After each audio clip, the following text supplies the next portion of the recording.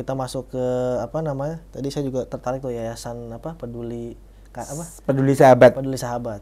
Saya pengen tahu dari Kasino nih yang memang punya data ya, gitu kan. Emang sebenarnya LGBT itu apa sih Kak? Kalau boleh tahu Kak, secara ini.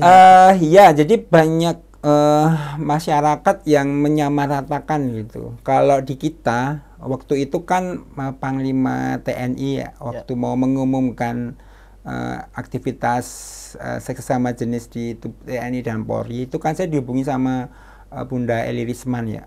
Kalau seingat saya 2021 kalau nggak salah ya.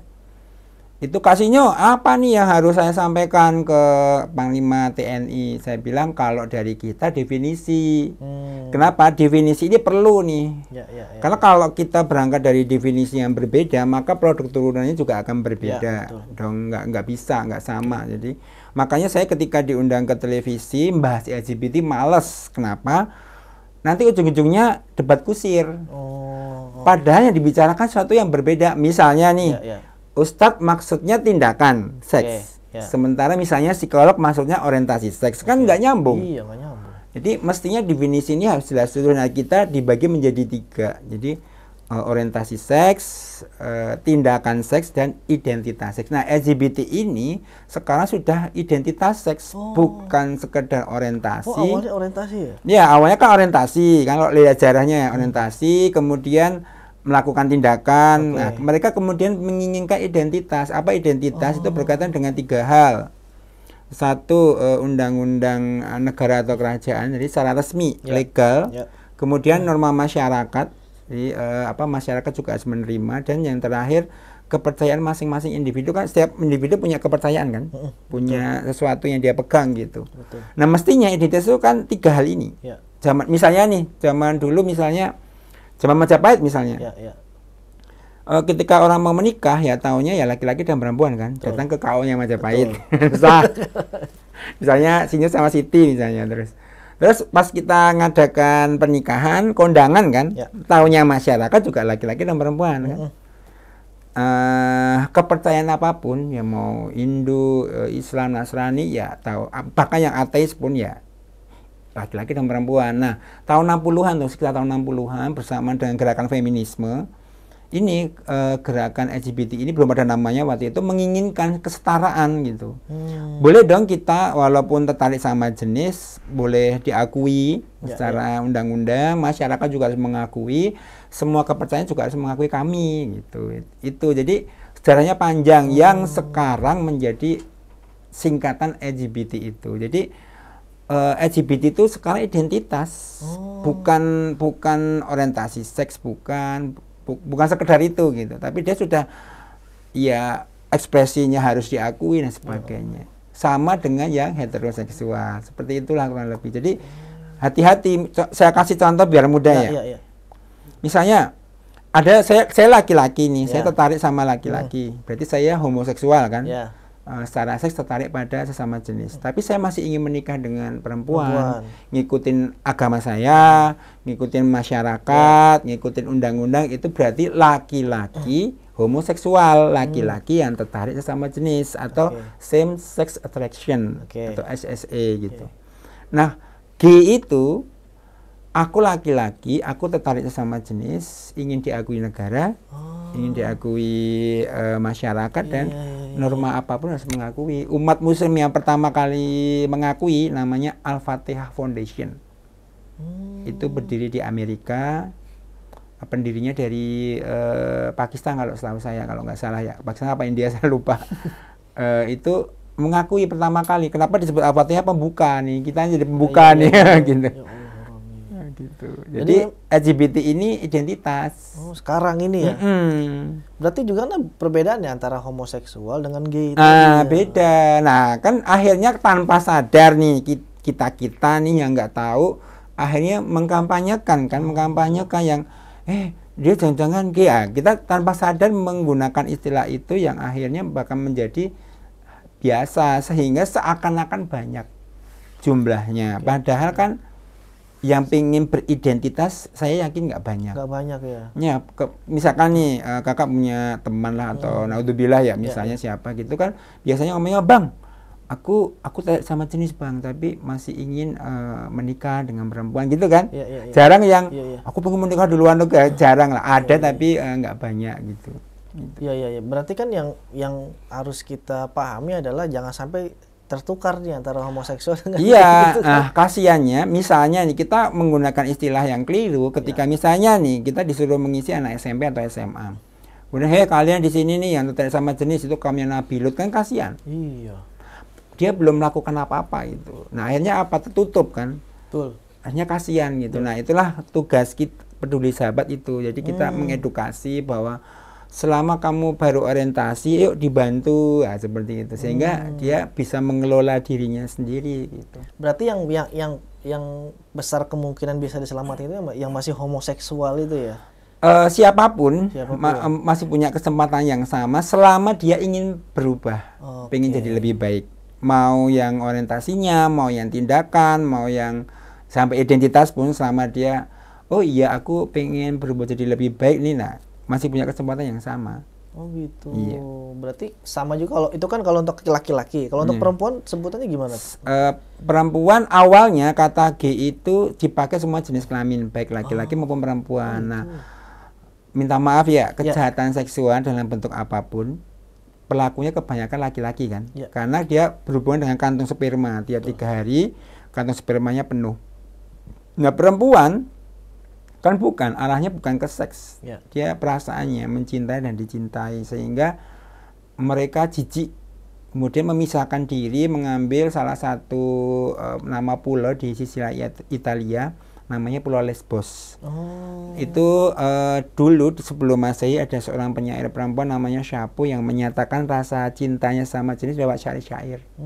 Itu jadi mengambil kata lesbian. Jadi pulau itu salah satu destinasi kaum lesbian di dunia. Jadi kalau di perempuan tuh, saya punya klien ya, itu dia Kak Sinyun, tangan saya disentuh aja saya sudah puas. Bingung kan kita laki-laki, disentuh aja puas ya. Kan bingung ya gambaran di laki-laki puasnya kayak apa gitu. Nah itu beda dengan kita yang laki-laki. Gitu. Ada tuh, tapi lucu juga ya. Iya, jadi memang akhirnya tadi kemudian berpisah mereka. Gitu. Tapi kalau boleh tahu nih Kak, sebenarnya apa sih itu yang dimaksud orientasi non heteroseksual tadi? Jadi itu orientasi yang selain laki-laki dan perempuan. Karena ada di zaman ada yang tertarik sama binatang. Iya kan, setara saya tertarik sama binatang, ada sama benda-benda namanya fetis. Jadi yang selain laki-laki dan perempuan lah, selain jenis laki-laki dan perempuan. Jadi bermacam-macam. Di kita sudah ada semua. Ada yang melakukan dengan ayam. Oh gitu? Iya. Ada anak SMA kelas 12 itu dia tertarik sama kelas olahraga. Jadi kalau pakai kelas olahraga dia pengen seks. Jadi ditaruh di depannya sambil dia coli atau onani atau masturbasi tadi. Jadi sudah bermacam-macam tuh orientasi. Karena kan awalnya orientasi seks itu kan dia berdasarkan jenis kelamin. Laki-laki dan perempuan, sehingga ada 4. 1 heteroseksual, 2 homoseksual, 3 biseksual pada 2 jenis, dan aseksual tidak mempunyai hasrat seks. Nah setelah dikembangkan konsep gender itu bentukan masyarakat bahwa jenis kelamin itu bukan hanya berdasarkan biologi tapi juga bentukan masyarakat. Mulai muncul macam-macam tadi, ada queer, intersex, non biner, itu tambah macam-macam orientasinya kan. Karena misalnya nih saya saat ini sedang menganggap saya bukan laki-laki dan perempuan. Itu berarti saya dianggap non-biner gitu. Itu gender. Jadi gender sekarang itu bukan hanya berdasarkan jenis kelamin, tapi sebagian ilmuwan menganggap bahwa gender itu juga bentukan masyarakat juga. Nah itu yang nanti akan menambah macam-macam kan. Orientasi seks yang awalnya hanya 4 jadi bermacam-macam seperti itu. Itu sebenarnya mereka itu tuh berbuat seperti itu kenapa sih Kak Sinya kalau boleh tahu? Ada 3 teori kalau menurut ilmu pengetahuan ya. Yang pertama, tumbuh kembang seseorang hanya dipengaruhi oleh faktor biologi. DNA, gen, hormon. Ini tahun 2019 itu sudah tertolak. 2019 ya, walau alam nanti kalau ada penelitian lebih lanjut bahwa tidak ditemukan adanya keturunan. Nah, seorang itu homoseksual dan sebagainya. Kemudian yang kedua, faktor lingkungan, pendidikan emosional. Oke. Nah, yang ketiga, dua-duanya berpengaruh. Nah, peduli sahabat mengambil yang ketiga, bahwa dua-duanya berpengaruh. Tapi yang paling besar adalah faktor pendidikan atau lingkungan atau emosional. Jadi itu secara teori. Pendidikan, ya. Nah, kalau secara agama Islam, kita kan Islam itu ada yang namanya hadisun nafs. Hadisun nafs itu ketika kita lahir, Ya. itu diberi dua korin kan, Ya. dua pendamping, satu dari jin, satu dari malaikat, kecuali di karangan para ambiya atau rasul. Ya, ya. Jinnya udah ditundukkan membisikkan kebaikan. Nah, kita kan bukan nabi dan rasul. Nah, posisi orientasi seks itu mestinya di hadisun nafs. Jadi bisa salah, bisa benar, tapi nggak ada hubungannya dengan pahala dan dosa. Misalnya nih, ada uang jatuh, oh itu ambil aja uangnya, bisikannya gitu Ya, ya, kan. ya, ya. Jangan, itu mungkin anaknya lagi sakit. Nah, itu posisi saya belum berpahala atau berdosa. Nah, ketika sudah masuk alham itu keinginan mulai berpahala atau berdosa, apalagi niat atau azimat, apalagi tindakan. Jadi kalau mau dari ilmu pengetahuan ada 3 teori tadi, kalau dari agama ya dari bisikan. Mestinya dari jin. Kalau kita baca tafsirnya tentang kaum Nabi Lut ya, itu kan diajarin kan sama iblis langsung kalau di Ibnu Katsir gitu. Seperti itu. Oh, berarti memang faktornya itu memang dari dalam dan juga dari luar ya. Maksudnya dalam itu dari diri kan melalui jin tadi itu ya. Iya, jadi dari luar itu jin itu bisikan kan. Oke. Maksudnya ya bukan dari diri kita kan. Iya. Nah, ketika sudah masuk alham itu namanya aktivitas, kegiatan, tindakan.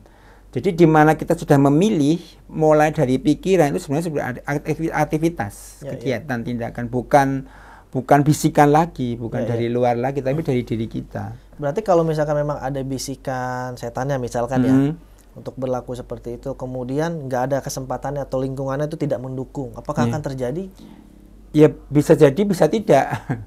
Karena kan kalau lingkungan itu kan menguatkan ya, menguatkan atau menguatkan yang baik atau yang buruk gitu kan, tergantung dari lingkungan tadi. Tapi yang jelas bisikan apapun itu dia tergantung dari diri kita kan, pilihan kita. Nah, pilihan itu nanti bisa diperkuat dengan bermacam-macam. Kalau di bidang psikologis misalnya pernah mengalami pelecehan seksual atau kecewa atau apapun itu dia akan mengalami penguatan itu ke lingkungan arah yang tadi kemana. Ya, jadi penguatannya kemana. Kalau di bidang biologis contohnya di kita ya, yang ditangani pembina kita Dr. Widiansa itu ada anak SMP lah, anak bayi lahir gangguan jantung. Nah, itu dia harus diobati dari bayi sampai SMP. Harus dikasih obat terus untuk menguatkan jantungnya. Nah, obat ini ternyata membunuh hormon kelaki-lakian dia. Jadi selama tumbuh kembang dia nggak punya hormon laki-laki itu. Nah, dia tertarik sama jenis. Tapi karena biologi diterapi, hormon laki-laki sembuh. Oh, bisa ya? Iya, jadi makanya tadi kita nggak ngotot-ngotot salah satu nggak, tapi dua-duanya bisa. Contohnya di TNI itu kan ada tuh yang kemarin itu kan dia penisnya masuk ke dalam kan, jadi kayak tertutup gitu, jadi kayak vagina perempuan seperti itu. Jadi macam-macam penyebabnya seseorang bisa mempunyai ketertarikan atau melakukan tindakan tadi bisa dua-duanya. Tapi kalau dari pengalaman Kasino nih, yang ada di Indonesia ini itu kebanyakan tuh dari faktor lingkungan, pertemanan dan sebagainya tuh. Tadi teori yang ketiga kita mengambil bahwa dua-duanya berpengaruh, tapi kami mengambil mazhab. Ada mazhabnya ya. Ada sub gitu, bahwa yang paling besar adalah faktor lingkungan. Lingkungan ya. Pendidikan, emosional. Ada faktor biologis tapi jumlahnya nggak banyak. Karena waktu saya sekolah itu SMA itu saya tuh ada 3 atau 4 orang perempuan ya. Itu tuh melakukan itu tuh seks sama jenis itu tuh ya di depan mata saya gitu. Saya tanya, apa memang kamu kayak gini gitu kan? Dulu tuh ya waktu 2000 berapa ya, kalau nggak salah 2007 atau 2008 gitu kan. Dan dia bilangnya ya ini lagi tren aja waktu itu. Ya, jadi tadi kan bisa lingkungan. Jadi kalau di tumbuh kembang itu kan beda antara laki-laki dan perempuan ya. Kalau di laki-laki itu organ reproduksinya, jadi laki-laki itu harus diajari mengelola kantung sperma. Kalau di perempuan perasaannya mencintai dan dicintai. Nah, itu ujungnya sama seks bebas nanti. Oh ya Allah.